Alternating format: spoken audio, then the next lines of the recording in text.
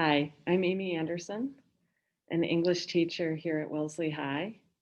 I'm coming to you from room 231, the room I share with your seniors at least once a week. I'm their world literature teacher. World literature is a senior English class offered at the honors and ACP levels. I've been a teacher at Wellesley High since 2000, and I've been teaching English since 1994. This is obviously an extraordinary year. It's involved a lot of learning for all of us, and we are so happy to be in person at least part of the time, and to continue doing what we all love to do, which is teaching high school students and teaching subjects that we love. So I'll just walk you through our curriculum, try to give you a sense of what we're doing together. A lot has changed, as you know. The schedule is quite different from what we are used to. It's quite different to have half of our students in the room with me at on any given day and at home at the same time, Zooming.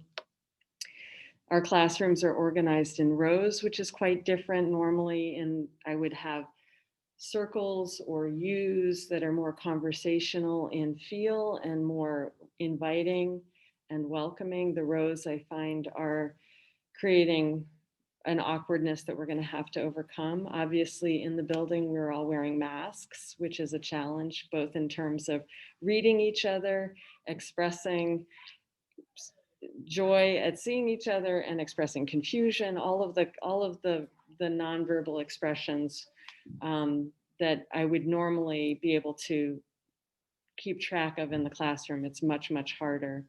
And on Zoom, it's harder because the boxes are small.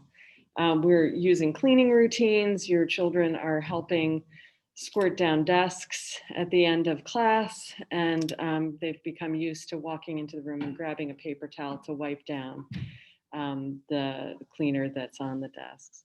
What hasn't changed, and I've told the students this is what I'm trying to focus on, what hasn't changed is that we come to English class to learn to read, write, speak, and think.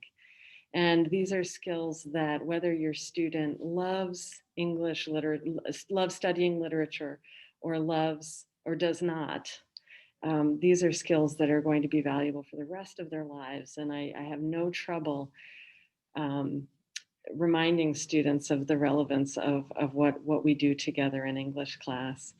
In World Lit, we continue to emphasize the power of language to introduce us to other worlds and to other people's stories.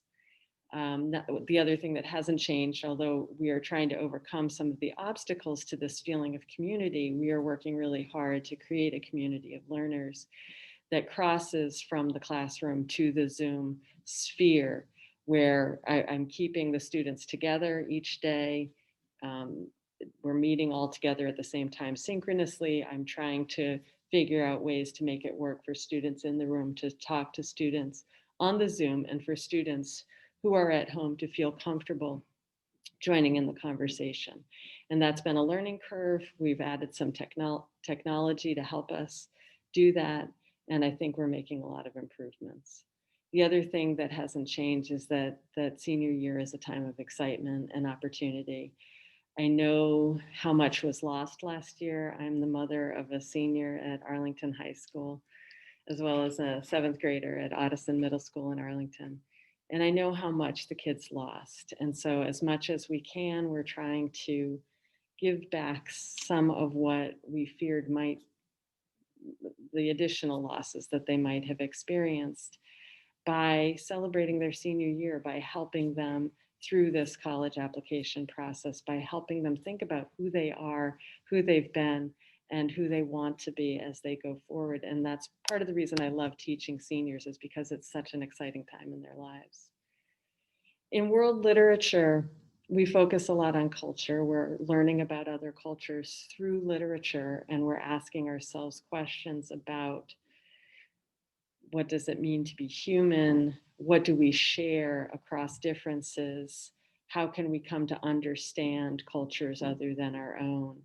And in our work, we do use the idea that literature is both a mirror of our own lives or our own human experiences and a window into the experiences of other people. As such, I often ask kids to bring in their own, to use literature as a way to think about what they might not think about with respect to their own culture. We define culture loosely as the way we do things here, recognizing that the here varies from in context, how we do things here in 231, how we do things here at Wellesley High School. It shifts how we do things, how you do things in your family, how you do things in your country of origin or in your religion of origin. All of these aspects of culture are things that if you've grown up with them, you may not be thinking this is what culture is, how you eat, how you grieve, how you communicate, how you express love and affection. So we talk a lot about that in the literature, and then we bring it back to self as a way of sort of developing those skills of metacognition. You just heard our bell ring. Finally, we have bells back after a while of not having bells. We read a variety of authors because of the new schedule and because we see each other less frequently in a concentrated chunk of days. I see your students for a short time Wednesday and then for the long blocks on Thursday and Friday. We may not be able to read all of the texts we would normally read in a given year, but we try to pull from a variety of cultures, and where we cannot read whole novels, we'll supplement with poetry, short stories, and film. The 12th grade guiding questions are the same in world literature as they are for other 12th grade classes. And the year has a kind of arc where the students are starting the year, most of them, thinking about what's next for me. Am I applying to college? Am I looking to the military? Am I looking to join the workforce or to take a gap year? The end of the year is the self paper, the paper that seniors at Wellesley High School write, in which they explore this question of who am I?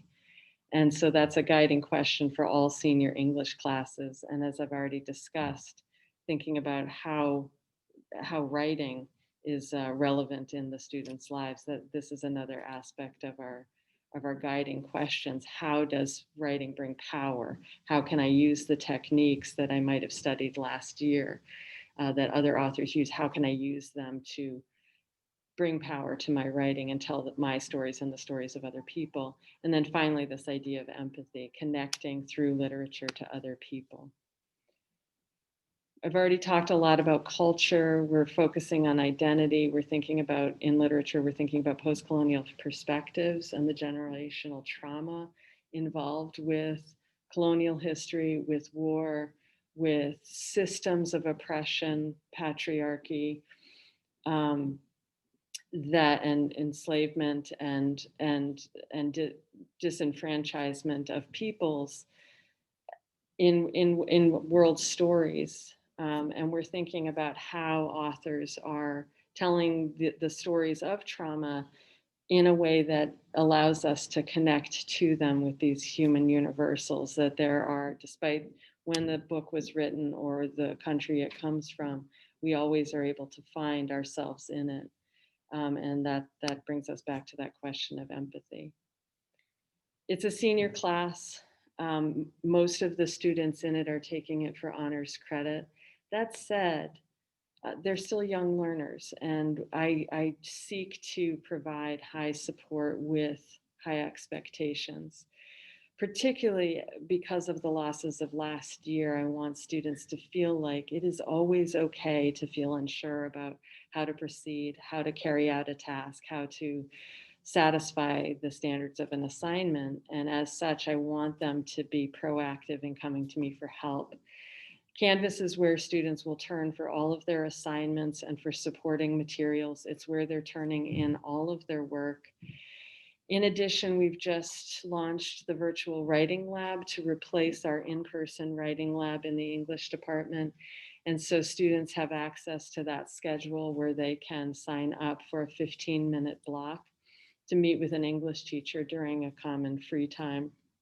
I'm in that writing lab once a week on Friday mornings.